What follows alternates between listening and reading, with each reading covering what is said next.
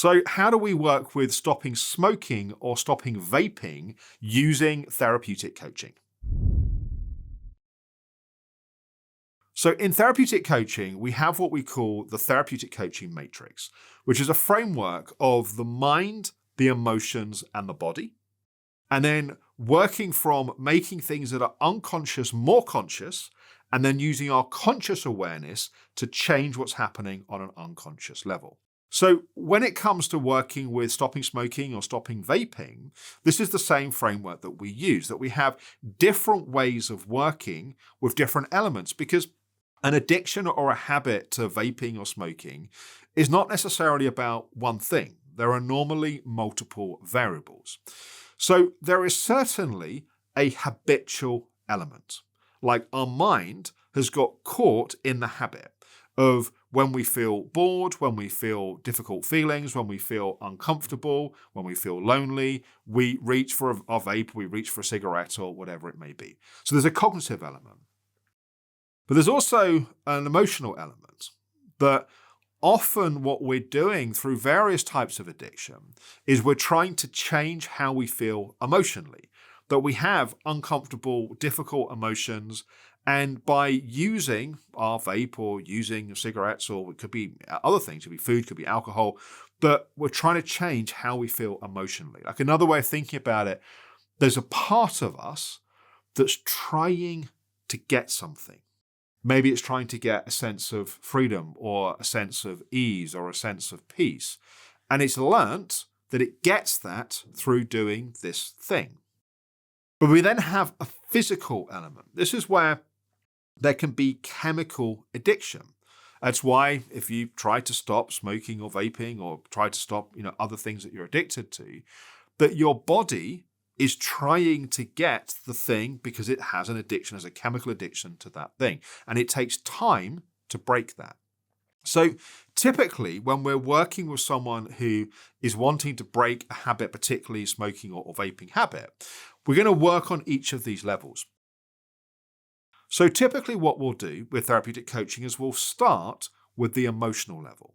The reason why we do that is you work with the habit level before you work with the emotional level.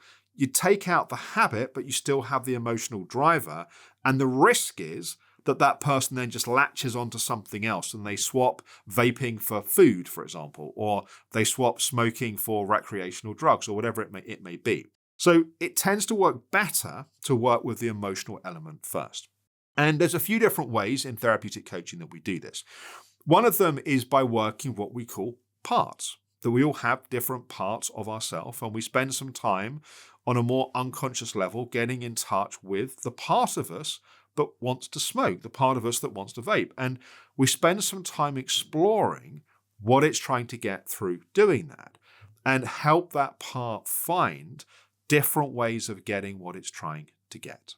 We may also use a technique called emotional freedom technique, where we're tapping on certain acupuncture points, which can help the client to reduce the emotional driver and also can help with the habit.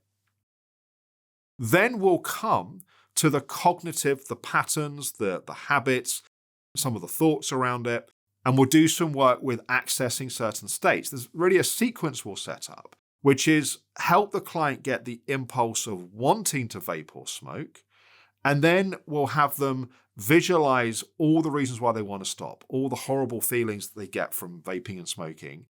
And then we'll have them imagine pushing away the habit, and then we'll have them access the good feelings from doing that. And there's a specific technique where we can really help the client to change that habitual association. So we'll work on the emotional piece, we'll work on the mental, the habit piece, but then we'll help coach them around the chemical addiction. That for the first week or so, it can be anything from a few days to sometimes a few weeks, there's still going to be the impulse because the body needs to break that addiction. So we may also do some work with the client to give them some tools to help stop that impulse and to work with that. It's not a predetermined formula. We'll work different ways with different clients, but really the point I'm wanting to make here, and this is one of the reasons why therapeutic coaching is such an effective framework, is we have multiple tools in the toolkit. And we're not just trying to override an unconscious habit or pattern with just willpower. We're really recognizing there's a habit, there's emotional drivers, there's a chemical addiction. And if we can work with all of those pieces, we tend to get a much more effective result. If you'd like to find out more about learning to train to become a therapeutic coach, you can go to therapeuticcoaching.com, and then the best thing to do is to book a free discovery call where you can speak with one of our team about learning how to use this framework.